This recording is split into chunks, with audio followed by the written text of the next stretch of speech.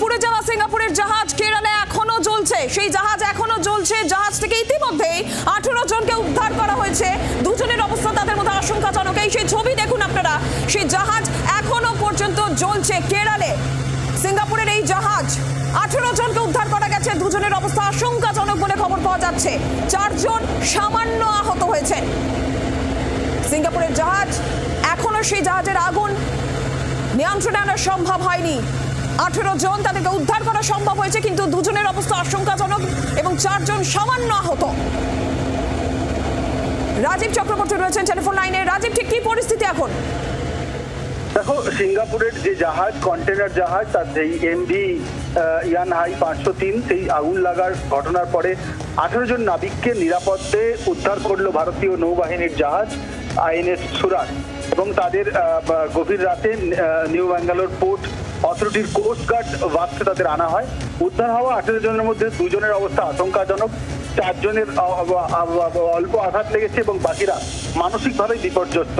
আহতদের তাৎক্ষণিকভাবে এজে হাসপাতালে স্থানান্তর করা হয় এবং আইএনএস সুরাটের এই গুরুতর আহতদের প্রাথমিক চিকিৎসাও কিন্তু দেওয়া হয়েছে। কোস্টগার্ডের আধিকারিকরা জানাচ্ছেন যে প্রথম লক্ষ্য ছিল তৎক্ষণাৎ চিকিৎসা দেওয়া। বন্দরের ইমিগ্রেশন, পুলিশ ও প্রশাসনের সহযোগিতায় দ্রুত স্থানান্তর সম্ভব হয়েছে। জাহাজটি রবিবার কেরলের উপকূলের আরব সাগরে অগ্নিদগ্ধ হয় এবং সেই আগুন চলতে থাকে। অনবোর্ড ছিল 22 জন নাবিক এবং 18 জনকে উদ্ধার করা হলেও এখনো নিখোঁজ রয়েছেন কিন্তু 4 জন। উদ্ধার অভিযান যদিও এখনো পর্যন্ত চলছে। রাজীব, ধন্যবাদ তোমাকে। 18 জনকে উদ্ধার করা সম্ভব হয়েছে। উদ্ধার কাজ এখনো চলছে, কিন্তু জাহাজের আগুন নিয়ন্ত্রণে আনা সম্ভব হয়নি। যে ছবি আপনারা 24 ঘন্টার পর্দায় দেখতে পাচ্ছেন, সিঙ্গাপুরের এই জাহাজ এখনো চলছে। কেরলের এই ছবি সামনে আসছে।